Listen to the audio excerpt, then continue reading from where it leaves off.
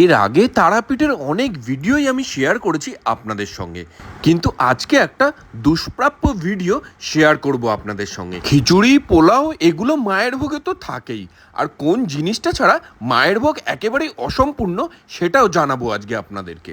আর আমি দেখাবো তারা মায়ের এই ভোগগুলো কিভাবে শয়ে শয়ে সেবায়েত মিলে প্রতিদিন তৈরি করে। তার আগে ভিডিওটা যারা যারা দেখছেন এবং মা তারার ভক্ত রয়েছেন, কমেন্ট বক্সে অবশ্যই জয় মা তারা লিখে দেবেন।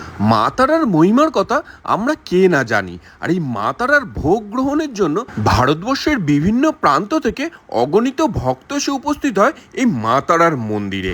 আর এই মায়ের মন্দিরের পাশেই রয়েছে সেই ঘর যেখানে প্রতিদিন মায়ের ভোগ তৈরি হয়।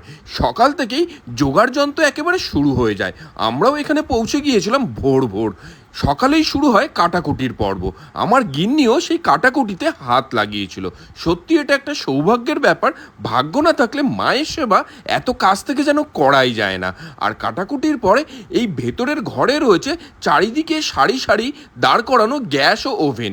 সেখানে রান্না চলছে। কোথাও হচ্ছে ভাজা, কোথাও খিচুড়ি, কোথাও পোলাও, কোথাও পায়েস। এক একটা উনুনে এক একটা রান্না একই সঙ্গে চলছে।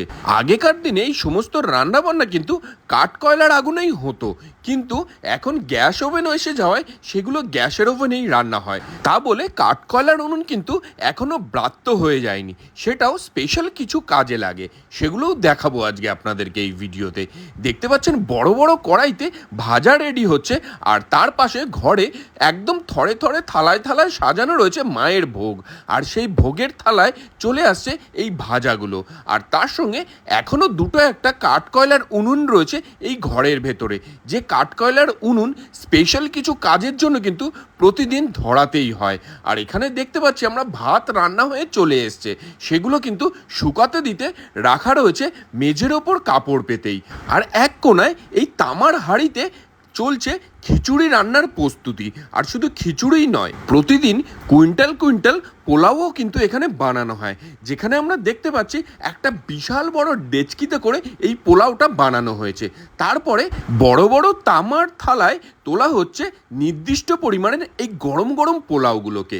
তারপরে এটা একটা নির্দিষ্ট আকার দেওয়া হচ্ছে হাতের সাহায্যে। তারপরে এই তামার থালাগুলো চলে যাচ্ছে ঘরের সাইডে তৈরি হওয়া চওড়া ও লম্বা এরকম ইটের বাংকারের ওপরে, যে বাংকারের ওপরে থরে থরে থালায় থালায় সাজানো রয়েছে মায়ের ভোগ। আর এই ঘরের ভেতরে ঢুকে আমার যতদূর যা চোখে পড়েছে, এইরকম দুটো তিনটে কাঠের উনুনই কিন্তু এখনো পর্যন্ত অবস্থিত রয়েছে, যেগুলো প্রতিদিন জ্বালাতেই হয় এই মাছ পোড়ানোর জন্য।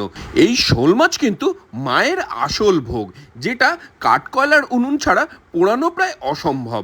আর তার সঙ্গে বিভিন্ন রকমের মাছ ভালো করে ধুয়ে পরিষ্কার পরিচ্ছন্নভাবে সেগুলোকে কিন্তু ভাজা হচ্ছে বড় বড় কড়াইতে। আর এই ভোগের ঘরে প্রত্যহ এত পরিমাণে রান্না হওয়ার পরেও কিন্তু সেটা একেবারেই পয় পরিষ্কার। মেঝেটা একটু পিচ্ছিল হলেও কিন্তু কোথাও কোনো নোংরা খুঁজে পাওয়া যাবে না। আগুনে শোল মাছ পোড়ানো হচ্ছে, আর তার পাশে বড় বড় কড়াইতে একের পর এক এই ভাজা তৈরি করা হচ্ছে। কিছুক্ষণ পরে শোল মাছ পুড়ে চলে আসলো, আর আমরা দেখছি শোল মাছটা কীভাবে পোড়ানো হয়েছে। আর তারপরে কিন্তু এটা চলে যাচ্ছে ভোগের থালার উপরে। বিশাল বড় বড় উনুন থেকে একের পর এক পোলাও, ভাত, তরকারি, পায়েস সমস্ত কিছু রান্না হচ্ছে, আর সেগুলো আলাদা আলাদা পাত্রে এরকমভাবে ভাগ করা হচ্ছে। এখানে বিশাল বড় কড়াইতে করে আলুর তরকারি তৈরি করা হচ্ছে, আর যেগুলো রেডি হয়ে যাওয়ার পরে এরকম ছোট ছোট বালতিতে করে ভাগ করে দিয়ে দেওয়া হচ্ছে, যেখানে বিভিন্ন ভোগের সরঞ্জামগুলো সাজানো রয়েছে। যেহেতু শোল মাছ পোড়ানোর জন্য এই কাঠকয়লার উনুন ধরাতেই হয়, তাই জন্য এখানে কিন্তু খিচুড়ি থেকে আরম্ভ করে পায়েস কিছু কিছু আইটেম রান্নাও করা হয়। আর এখানে আমরা দেখতে পাচ্ছি জলপাইয়ের চাটনি তৈরি করা হচ্ছে, এবং তারপরে পায়েস।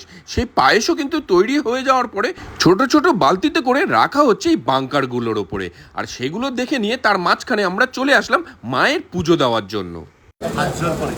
নম বিষ্ণু, নম বিষ্ণু, নম বিষ্ণু, নম পদ বিষ্ণু, পরমং পদ সদা প্রস্রন্তি সুরয় ত্রিদিব চক্ষুরাগত নম অপবিত্র পবিত্র বা সর্বাবস্থান। আর এবার আমরা তারাপীঠে গিয়ে খুব ভালো করে কাপড় চেলি এবং ফুলমালা দিয়ে মায়ের পুজো দিয়েছিলাম। আর এই পুজো দেওয়ার বন্দোবস্ত করে দিয়েছিল এই মন্দিরের সেবাই শিবম। এবং আমাদের ভোগের ভিডিও করার সৌভাগ্য এবং সুযোগও কিন্তু হয়েছিল এই শিবমের দৌলতে। এই শিবমের কন্ট্যাক্ট নাম্বার আমি আপনাদেরকে ডেসক্রিপশানে দিয়ে দিলাম। আপনারা চাইলে এই শিবমের সঙ্গে যোগাযোগ করতে পারেন মা তারার পুজো দিতে গেলে। পুজো দিয়ে আমরা আবার চলে আসলাম এই ভোগের ঘরে। ততক্ষণে সমস্ত ভোগ রেডি হয়ে গেছে, আর একের পর এক সেবায়িতরা মাথায় করে সেই ভোগ নিয়ে যাচ্ছে মায়ের মন্দিরের ভেতরে। আমিও নিয়ে নিলাম আমাদের ভোগের থালাটা। আর এই থালাটা এতটাই বড় ছিল যে মন্দিরের দরজা দিয়ে ঢুকছিল না পর্যন্ত, এটা কাত করে ভেতরে ঢোকাতে হয়েছিল।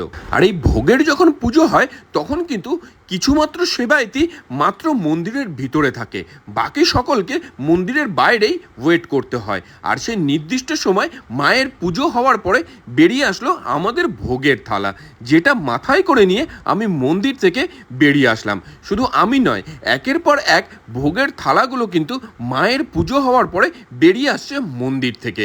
আর কিছু কিছু মালসায় যে ভোগগুলো মন্দিরের সামনে পাওয়া যায়, সেই মালসা ভোগগুলো চলে যাচ্ছে মন্দিরের সামনের ভাগে। আর আমি আমাদের এই বড় থালাটা মাথায় নিয়ে মন্দির থেকে আস্তে আস্তে বাইরের দিকে বেরোলাম। তারপরে ধরিয়ে দিলাম আমার গিন্নির হাতে। থালাটার এতটাই ওয়েট ছিল, গিন্নি যেন থালার ওয়েটে বেটে হয়ে গেছে। আর তারপরে আমরা চলে গেলাম এই মন্দির থেকে 50 মিটারের দূরত্বে রয়েছে শিবমের বিশাল বড় হোটেল, সেই হোটেলের মধ্যে। আর এই হোটেলটা কিন্তু একদম নতুন তৈরি হয়েছে, এসি থেকে আরম্ভ করে সমস্ত সুযোগ সুবিধাই রয়েছে।